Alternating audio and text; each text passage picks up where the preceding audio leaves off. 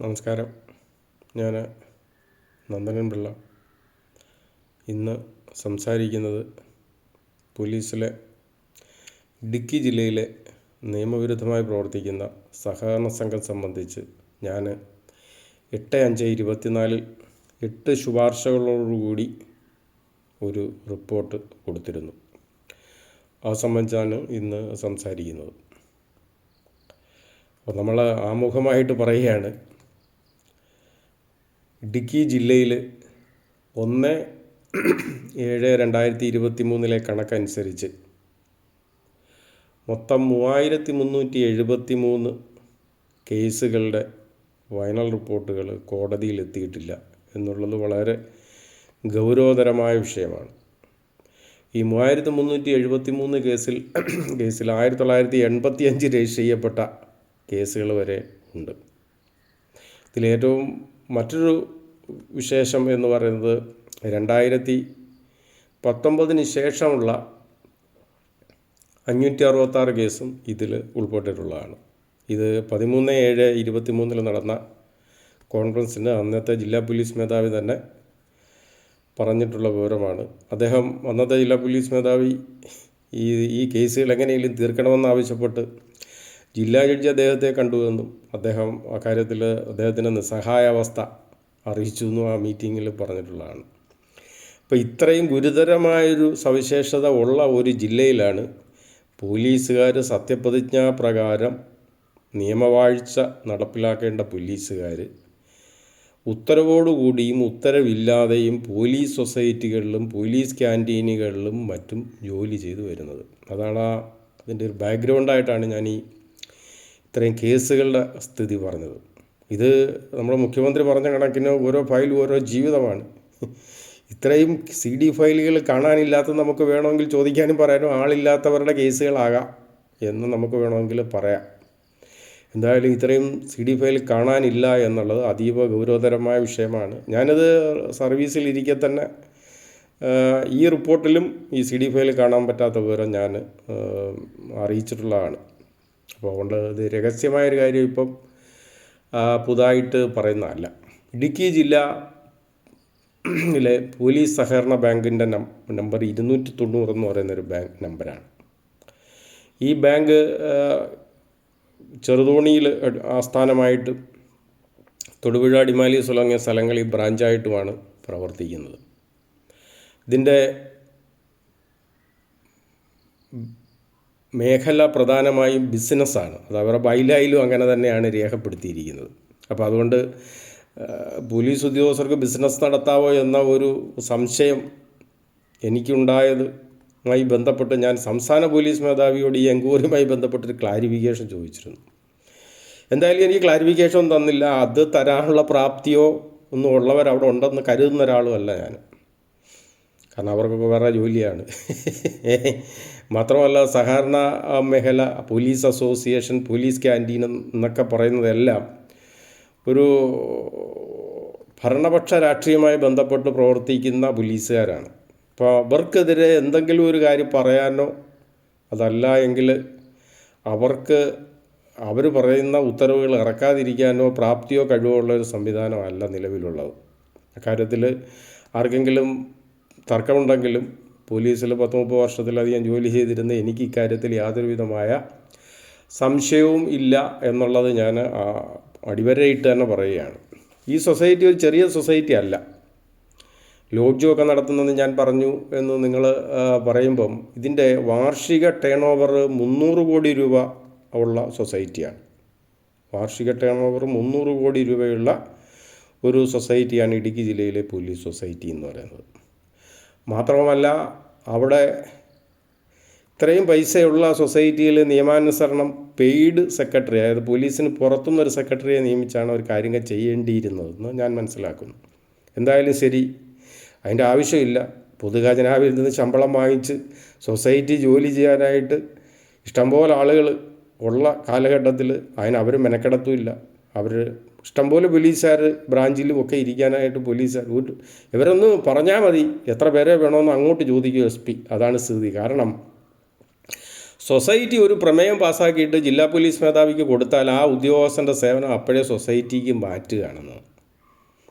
ഏത് നിയമപ്രകാരമാണെന്ന് മാത്രം ഇത് മനസ്സിലാവുന്നില്ല. പോലീസുകാരനെ കിട്ടണമെങ്കിൽ ഒന്നുകിൽ അയാൾ ഡെപ്യൂട്ടേഷൻ വ്യവസ്ഥയിൽ പോകണം. സ്വാഭാവികമായിട്ടും ആ സർക്കാരിന് അതിൽ നഷ്ടമുണ്ടാകത്തില്ല.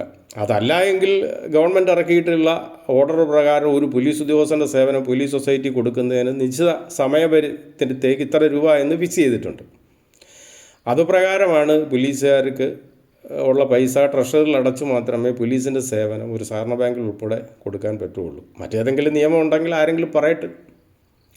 എന്തായാലും ഈ സൊസൈറ്റികളിലോ സൊസൈറ്റിയുടെ ബ്രാഞ്ചുകളിലോ പ്രധാന സ്ഥാനങ്ങളിലൊന്നും സൊസൈറ്റി സെക്രട്ടറി ഉൾപ്പെടെ പെയ്ഡ് സെക്രട്ടറി അല്ല. പിന്നെ ഈ സൊസൈറ്റി മൊത്തത്തിൽ വളരെ അപകടാവസ്ഥയിലുള്ള ഒരു സൊസൈറ്റിയാണ്.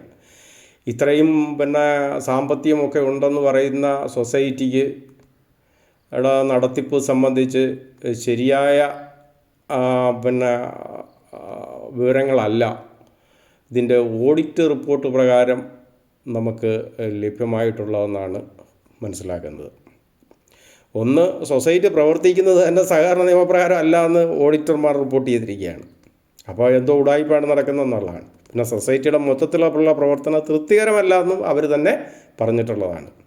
ഇതിലൊരു വിശദ പരിശോധന വേണമെന്ന് 65 എൻക്വയറിക്കും റെക്കമെൻഡ് ചെയ്താണ് ഇതിലെ ഓഡിറ്റർമാർ റിപ്പോർട്ട് കൊടുത്തിട്ടുള്ളത്. എന്തായാലും അവരുടെ റിപ്പോർട്ടൊക്കെ പോലീസിൽ കൊടുക്കുന്ന റിപ്പോർട്ട് പോലുള്ള ചവിട്ടുകൊട്ടയിലായിരിക്കാം എത്തിയിട്ടുള്ളത്. അങ്ങനെ എൻക്വയറി ഒന്ന് ഓർഡർ ചെയ്തതായിട്ട് ഏതായാലും ഞാൻ അവിടെ ഉണ്ടായിരുന്ന സമയത്ത് 2024 മെയ് വരെ അവിടെ ഉണ്ടായിരുന്നു. ആ സമയത്തൊന്നും ശ്രദ്ധയിൽ എന്തായാലും പെട്ടിട്ടില്ല. അപ്പോൾ അവിടെയും ഈ രാഷ്ട്രീയ സ്വാധീനം ഇവർ ഉപയോഗിച്ച് എല്ലാ തരീടകളും നടത്തിക്കൊണ്ട് വരികയാണ്. പിന്നെ ഇതിനകത്തുള്ളത്, ഈ പോയ പോലീസുകാരെ പൊതുഖജനാവിൽ നിന്ന് ശമ്പളം വാങ്ങിക്കുന്നു, ജോലി സൊസൈറ്റിയിലുമാണ്. ശരി, അവിടെയും തീർന്നില്ല. നെഗോഷ്യബിൾ ഇൻസ്ട്രുമെൻ്റ് ആക്ട് പ്രകാരം അവധിയുള്ള ദിവസങ്ങളിലും ഈ പോലീസുകാർ പ്രസൻ്റാണ്. അങ്ങനെ പ്രസൻറ്റ് കൊടുത്ത് ഇവർ ശമ്പളത്തിന് ഉപരിയായിട്ട് കള്ള അറ്റൻഡൻസ് കൊടുത്ത് ഇവർ തന്നെയാണ് ഈ അറ്റൻഡൻസ് ഒപ്പിട്ട് കൊടുക്കുന്നത് എന്നുള്ളതാണ് ഏറ്റവും ദുരൂഹമായ സാഹചര്യം. അവർ ഡേ ഓഫ് ഉൾപ്പെടെയുള്ള ആനുകൂല്യങ്ങളും തട്ടി എടുക്കുകയാണ്. ഇപ്പം ഞാൻ ഇതിൽ ഈ എൻക്വയറിയുമായി ബന്ധപ്പെട്ട് ഇവർക്കൊരു കത്ത് കൊടുത്ത് ഹാജരാകാനായിട്ട്. അവർ ഹാജരായില്ല എന്ന് മാത്രമല്ല, അവർ ഒരു രേഖയും എനിക്ക് തരണ്ട എന്നും അവർ നല്ല ഒരു തീരുമാനം എടുത്തു എന്ന് പറയേണ്ടിയിരിക്കുന്നു. ഏതായാലും ഈ ഇവർ കൊടുക്കുന്ന മിനിറ്റ്സ് പ്രകാരം പോലീസുകാരെ കൊടുക്കുന്ന SP-മാർക്ക് നമ്മൾ നല്ല നമസ്കാരം പറഞ്ഞു പറ്റും. ഒരുപക്ഷെ അവരവിടെ ഇരിക്കില്ലായിരിക്കാം. ഈ പോലീസുകാരെ കൊടുത്ത എല്ലാ SP-മാരും വ്യക്തമാക്കേണ്ടത് ഏത് നിയമപ്രകാരമാണ് ഈ പോലീസുകാരുടെ സേവനം, ഒന്നും രണ്ടും ഒന്നും അല്ല ഇങ്ങനെ വിട്ടുകൊടുത്തിട്ടുള്ളതെന്നാണ്. ഇതിൽ ഏറ്റവും വലിയ അടിമാലിയിൽ ഒരു പോലീസ് ക്വാർട്ടേഴ്സ് നിർമ്മിച്ചിട്ടുള്ളത് സ്വാഭാവികമായിട്ടും പോലീസുകാർക്ക് കുടുംബസമേതം താമസിക്കുന്നതിന് വേണ്ടിയാണ്. അപ്പോൾ സ്വാഭാവികമായിട്ടും പോലീസ് ക്വാർട്ടേഴ്സ് സൊസൈറ്റിക്ക് എടുത്തിരിക്കുകയാണ്. അതെങ്ങനെ എടുത്തിരിക്കുന്നു പറഞ്ഞു കഴിഞ്ഞാൽ, ഒരു വനിതാ പോലീസിൻ്റെ പേരിൽ ആ സൊസൈറ്റി ക്വാർട്ടേഴ്സ് എടുക്കുന്നു അവർ താമസിക്കാനാണെന്ന് പറഞ്ഞു.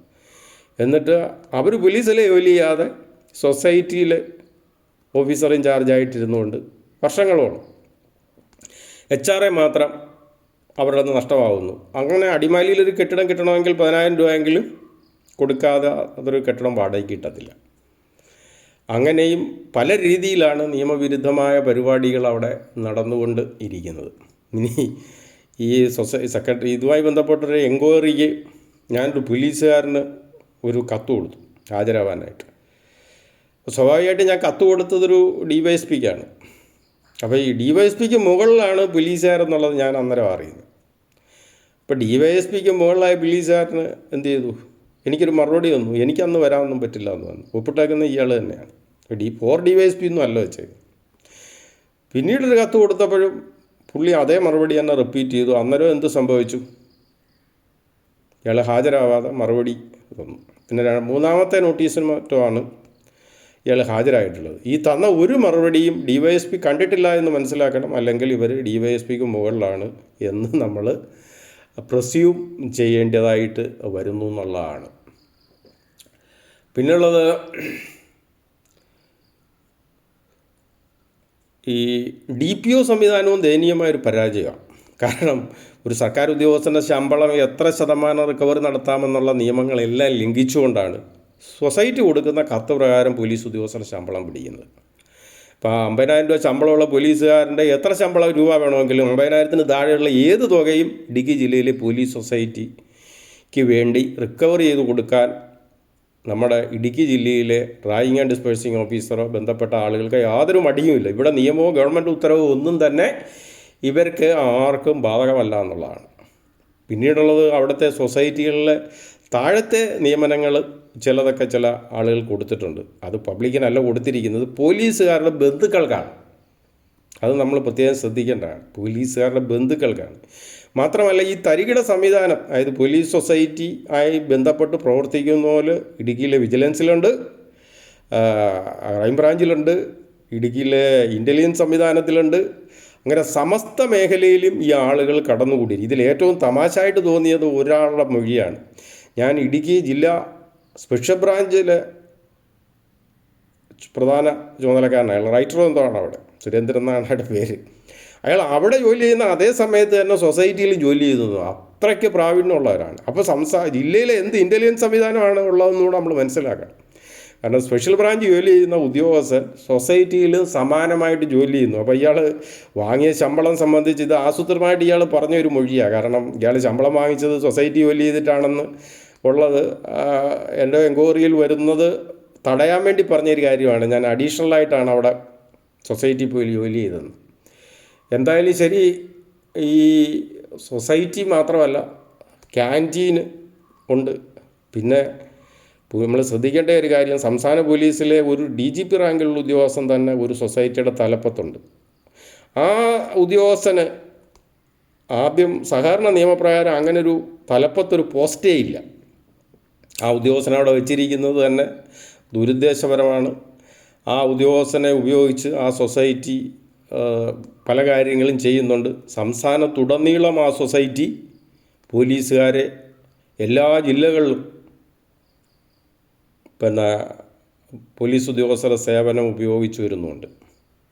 ഏതായാലും അത് സംബന്ധിച്ചൊരു പ്രത്യേക വീഡിയോ പിന്നീട് ചെയ്യുന്നതാണ്. ഏതായാലും ഞാനീ കൊടുത്ത ശുപാർശ, 8 ശുപാർശയിൽ ഒരു ശുപാർശ പോലും നടപ്പിലാക്കാൻ ഉള്ള നട്ടലോ പ്രാപ്തിയോ ഉള്ളൊരു സിസ്റ്റം അല്ലാത്തൊരു സാഹചര്യത്തിലാണ് ഈ 1.5 വർഷം കഴിഞ്ഞ് ഇങ്ങനൊരു വീഡിയോ ചെയ്യണമെന്ന് ഉദ്ദേശിച്ചത്. എല്ലാവർക്കും നന്ദി, നമസ്കാരം. അടുത്ത വീഡിയോ ആയിട്ട് വീണ്ടും കാണാം.